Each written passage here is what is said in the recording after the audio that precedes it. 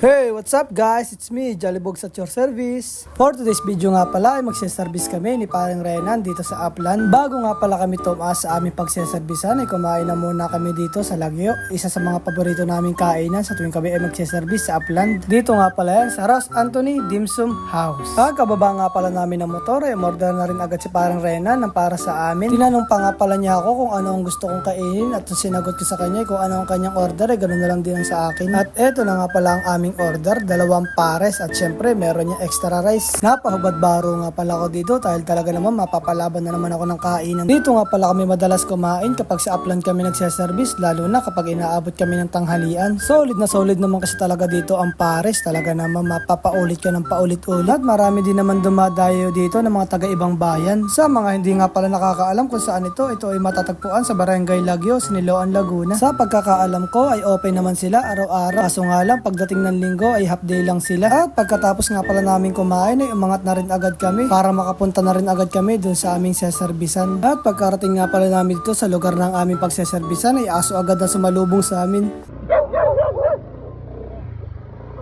Pagkababa namin ng motor ay chinek na rin agad namin kung ano bang problema. At nang makita namin ay kita na agad namin kung anong problema. Sira na nga pala ang kanilang disc at may puno rin na malaki sa harapan. Pero syempre para sigurado chinek na rin namin sa loob kung ano ba talagang problema. At nang ito ay check namin sa finder ay wala na rin siyang power. Sira na rin ang kanyang LNB at sira na rin ang kanyang plato. Sari pa nga pala ang kanilang box kaya isang set na lang ng disc ang aming papalitan. At napag-desisyon na ni customer na ipagawa agad ito kinabukasan. Di na rin pala kami nagtagal ni Paring Renan dahil may baba kaming pupuntahan ng mga nagpapaservice. At hanggang dito na lang ulit mga ka-Jollybogs.